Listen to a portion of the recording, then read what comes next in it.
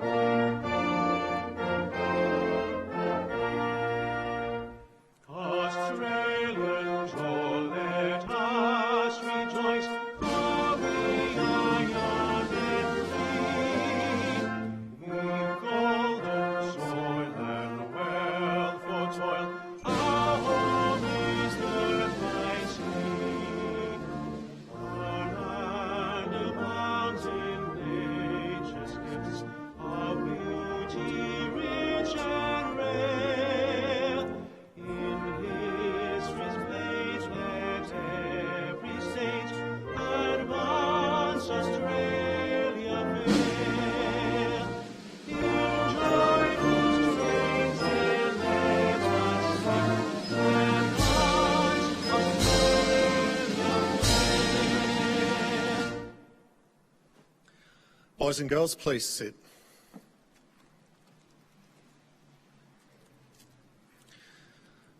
The Australian War Memorial was the vision of Charles Bean, Australia's First World War official historian.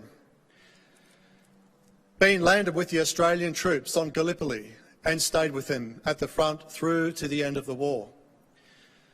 The idea of this national memorial and museum came to him at Pozières, France, in the depths of the bloody fighting of 1916. Bean's idea was that this would be a place where families and friends could mourn their loved ones buried in faraway places. It would also be a place that could help all Australians understand what these men and women had endured and what they had done for us. Bean's vision, to which we remain true, is best expressed as inscribed in the entrance to the memorial's galleries. Here is their spirit in the hearts of the land they loved, and here we guard the record which they themselves made. Tonight, we will read the story behind just one of those on the Roll of Honour, which lists the names of more than 102,000 men and women who have given their lives for us in war and operations for more than a century. But first, we present a lament, Flowers of the Forest. Wreaths or floral tributes will now be laid at the base of the Pool of Reflection.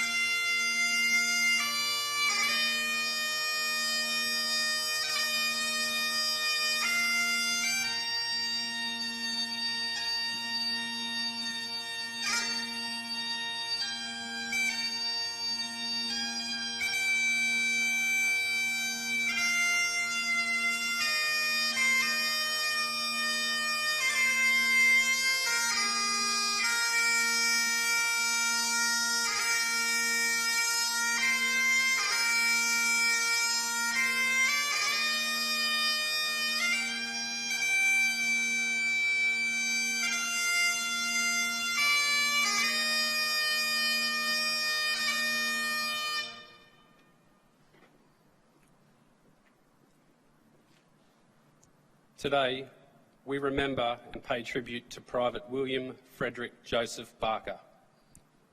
William Barker, known as Bill, was born in Port Elizabeth, South Africa around 1882. He served on the British side during the Boer War, first with the Cape Town Highlanders and then the Royal Army Medical Corps. After the war, he came to Australia and settled in Wellington, New South Wales, where he worked as a motor and cycle mechanic. His best mate was Eddie Sayers, a very close friend he eventually named his next of kin. He enlisted in the Australian Imperial Force in September 1915 and underwent a period of training in Australia before leaving for active service with reinforcements to the 17th Battalion in December 1915. Private Barker was first sent to Egypt and from there to France to fight on the Western Front.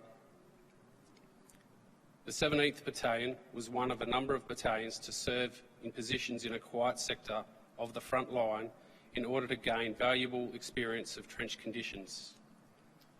In late June, a party of the battalion, including Private Barker, conducted a raid against German positions. Barker later wrote to his mate Eddie in Wellington to say, "I have a Bonzer German rifle which I captured from one of the German trenches. It is worth keeping."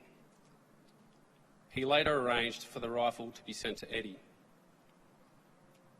A few weeks later, Barker wrote to Sayer to say, "Just a few lines before we go into action again, which command we expect at any moment. And if I'm lucky, I'll write as soon as we come out. Old fellow, this is undoubtedly the biggest thing I shall have to face. I have had to find some means of writing to you and am sure, old friend, if the worst happens, you will not forget your mate. I've thought of you continually since leaving and trust that you are happy and well, for I am the same. My greatest ambition is to get home again to join you. Well, Eddie, I have no more to write at present, only that you look after yourself. Sometimes give me a thought. God bless and keep you and yours." On the 25th of July 1916, the 17th Battalion entered the front line in the village of Pozières, just days after it had been captured by the 1st Australian Division. Almost immediately, the men came under fire, which continued throughout their time in the front line. On the 27th of July, a man from Wellington, Private McLaren, was wounded, and Barker volunteered to take the place of one of his stretcher bearers who was killed by shell fire. As they were carrying McLaren out, another shell burst near the party. McLaren was not further wounded, but several shell fragments hit Barker, badly wounding him. McLaren later recalled it took Barker an hour to die. Private Barker was missed by many mates in the 17th Battalion. Lieutenant Dick Wilkins wrote, "Poor old Bill Barker has paid the full sacrifice and died game. Had he pulled through, he certainly would have received distinction, as no man played the game better than he did. He was liked and respected by all his mates who thought the world of him, also by his officer commanding." Private Jennings also wrote of Barker's death, saying, "He died a hero. Bill was with us but a short time and we miss him very much." Private William Barker was buried in Gordon Dump Cemetery, where he lies today under a headstone with no epitaph. He was 33 years old. His name is listed on the Roll of Honour on my right, among more than 60,000 Australians who died while serving in the First World War. His photograph is displayed today beside the Pool of Reflection. This is but one of the many stories of service and sacrifice told here at the Australian War Memorial. We now remember Private William Frederick Joseph Barker, who gave his life for us, for our freedoms, and in the hope of a better world.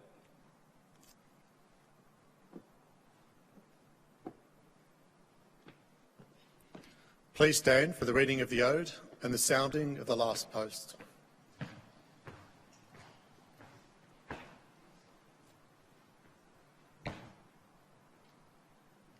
They shall grow not old, as we that are left grow old. Age shall not weary them, nor the years condemn. at the going down of the sun, and in the morning. We will remember them.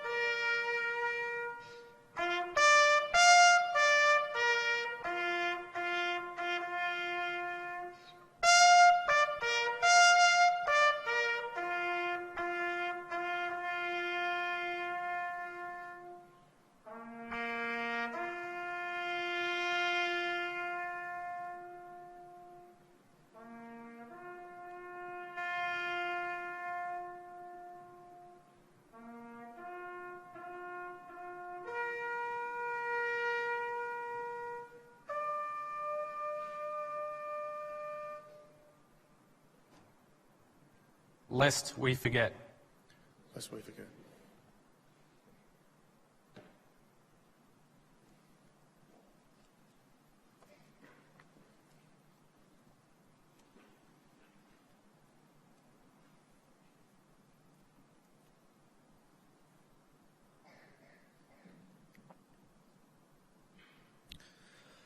We leave you this evening with the words of the memorial's founder, Charles Bean. Many a man lying out there at Pozières or in the low scrub at Gallipoli, with his poor, tired senses barely working through the fever of his brain, has thought in his last moments, well, it's over. But in Australia, they will be proud of this. Ladies and gentlemen, that concludes the last post ceremony. Thank you for visiting the Australian War Memorial and good evening.